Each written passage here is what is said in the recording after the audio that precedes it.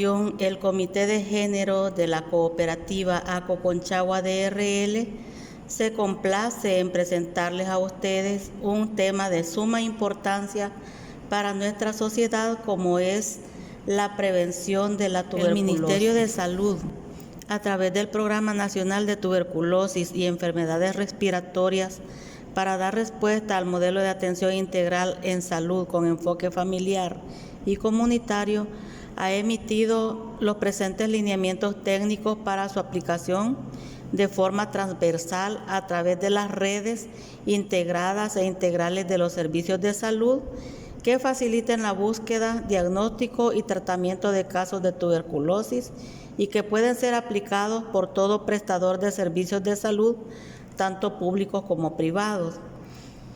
Para realizar estos lineamientos se utiliza la base legal y entre ellos tenemos el Código de Salud. En el artículo 151 nos dice: es obligatorio para todo enfermo de tuberculosis y cualquier enfermedad transmisible someterse al tratamiento indicado tanto ambulatorio como hospitalario.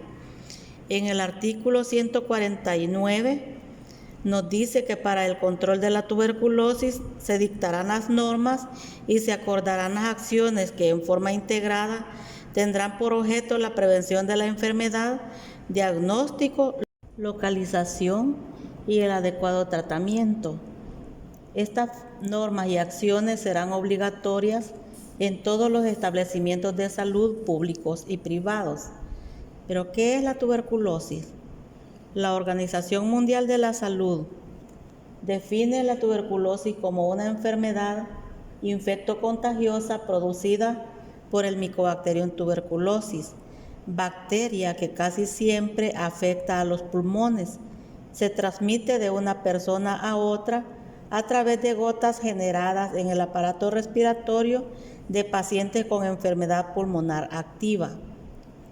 Cuando tenemos un caso con tuberculosis, al paciente se le tienen que dar 5 consejerías para explicarle la evolución, la importancia del tratamiento, las formas de prevención. Y esta consejería se debe dar una al inicio del tratamiento, la segunda consejería al inicio de la segunda fase de tratamiento, debe tener una consejería preprueba de VIH, otra consejería posprueba de VIH y otra consejería al final del tratamiento. Para prevenir la tuberculosis existen varias etapas, pero en la prevención es el conjunto de intervenciones realizadas por el personal de salud con la finalidad de evitar la infección por tuberculosis y, en caso que ésta se produzca, tomar medidas para evitar el paso de infección a enfermedad. Las formas de prevenir, una es la detección y el diagnóstico precoz y el tratamiento oportuno de los casos. Otra forma de prevenir es tomando el tratamiento preventivo. Y la tercera, que es la vacunación con la BCG, que es la vacuna que se aplica a los niños recién nacidos. Para hacer la detección y búsqueda de casos, el personal de salud debe identificar a la persona asintomática respiratoria tanto a nivel intrainstitucional como a nivel comunitario en los casos siguientes. Van a buscar a las personas con signos y síntomas sugestivos, con tos persistente, con expectoración por 15 días o más, que tenga esputo sanguinolento, dolor en el tórax, fiebre, sudoración por las noches, pérdida de peso. También se debe buscar en pacientes con enfermedades crónicas respiratorias como la enfermedad pulmonar obstructiva crónica, el asma, neumonías, entre otros, que no mejoran con el tratamiento convencional. Asimismo, se debe buscar casos en los contactos de pacientes que llenen el criterio de sintomático respiratorio, que es la persona que tiene tos por 15 días o más. También en personas que, habiendo sido examinados con radiografía de tórax por cualquier causa, presenten imágenes sugestivas de tuberculosis pulmonar. También se les va a dar a conocer que hay poblaciones de mayor riesgo y vulnerabilidad.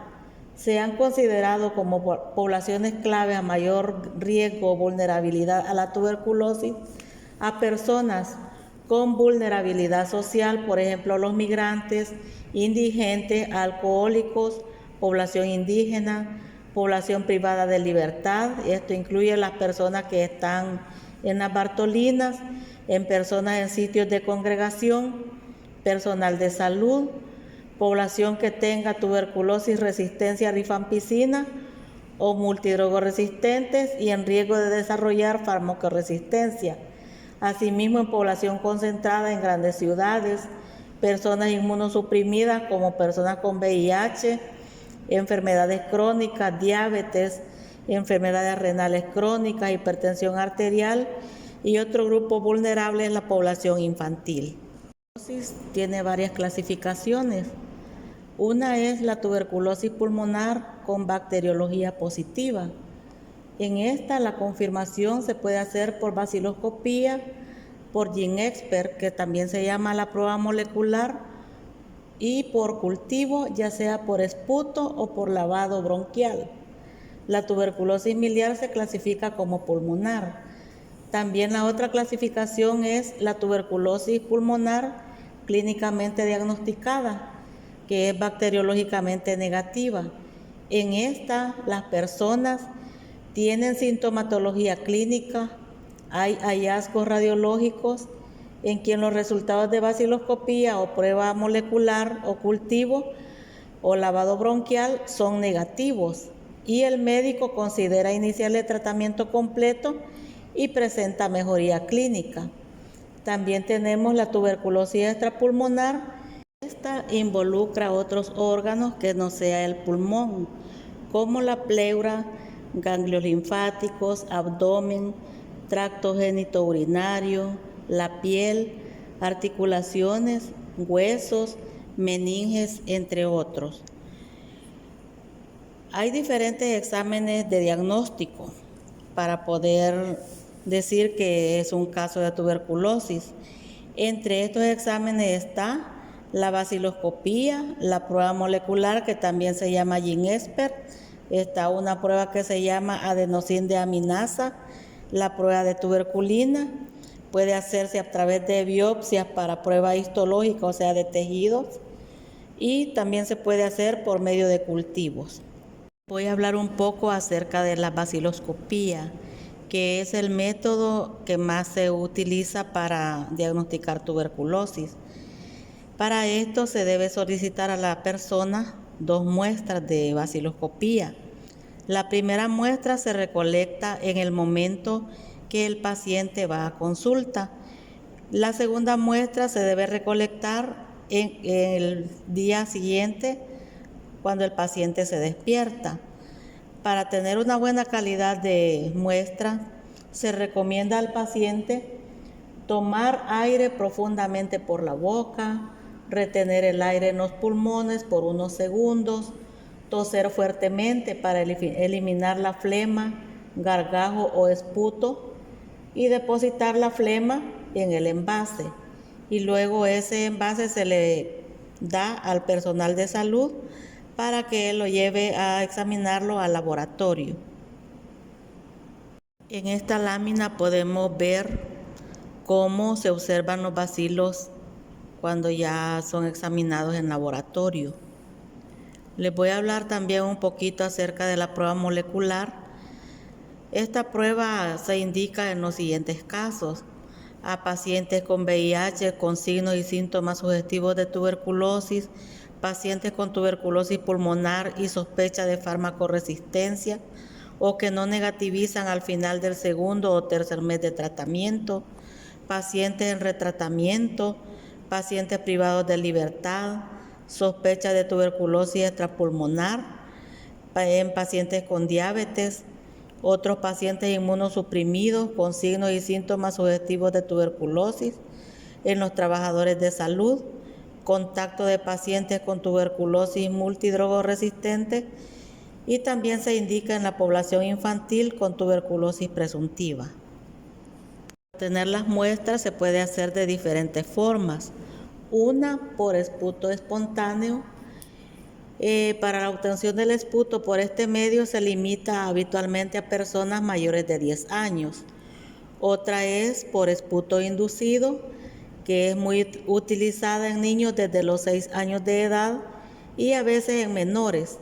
Este procedimiento puede presentar efectos colaterales menores como el incremento de la tos, sangramiento por la nariz, vómito o dificultad respiratoria. Está el otro método que puede ser por aspirado gástrico. El método debe realizarse con el paciente hospitalizado y la muestra debe ser en forma seriada durante 3 días consecutivos. Y este es el otro método por fibrobroncoscopía. En esta técnica se obtienen muestras de lavado y cepillado bronquial o biopsias bronquiales para procesar los estudios. Este otro método que nos puede ayudar al diagnóstico y es a través de la aplicación de la prueba de la tuberculina. Esta está indicada en niños contactos de pacientes con tuberculosis pulmonar o laríngea, personas con VIH, personas de salud de nuevo ingreso en contacto con personas con tuberculosis, en población de estudios epidemiológicos para conocer la prevalencia de la infección. Esta prueba se aplica en la región anteroexterna del antebrazo, en la unión del tercio medio con el superior. El resultado se mide a las 72 horas posteriores a la aplicación. La aplicación es intradérmica de 0.1 ml del derivado proteico purificado y la lectura se obtendrá a través de la observación, palpación y medición de la induración cutánea y se mide su diámetro transversal mayor. Para leer esta PPD, o sea, la prueba de tuberculina, se hace con una regla milimetrada que sea flexible, transparente y que tenga una corta dimensión de 10 a 15. Vamos a hablar ahorita sobre el tratamiento antituberculoso. Este es completamente gratuito y el personal de salud capacitado debe supervisar la administración del tratamiento, verificando que el paciente lo trague, independientemente de su condición, localización, tipo de paciente o del nivel de atención donde se haya realizado el diagnóstico. El tratamiento para un caso nuevo es de 50 dosis en la primera fase y 100 dosis en la segunda fase. Es un tratamiento por 6 meses. Los retratamientos se da a aquellos pacientes que han tenido alguna recaída o que se le ha dado la pérdida del seguimiento del tratamiento. A estos pacientes se les da por 9 meses ese tratamiento. Ahora vamos a hablar un poquito sobre la tuberculosis y la diabetes, ya que son coinfecciones que se están dando en la actualidad.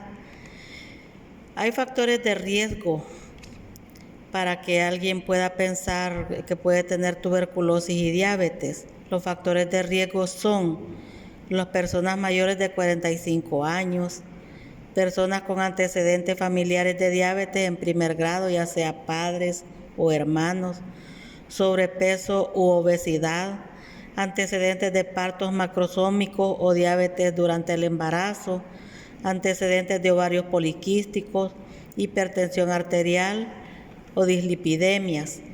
Y hay grupos de mayor riesgo, como son los contactos de una persona con tuberculosis pulmonar bacteriológicamente confirmada, personas con VIH, personas seronegativas con otras inmunodeficiencias, personal de salud y otros grupos de riesgo como los privados de libertad, migrantes, personas en situación de calle y personas que consumen drogas ilícitas. Género de Acoconchagua DRL agradece a cada uno de ustedes por haber escuchado este tema de suma importancia y esperamos que les sirva tanto en su vida personal como en su familia para prevenir esta enfermedad que se llama tuberculosis. Muchísimas gracias.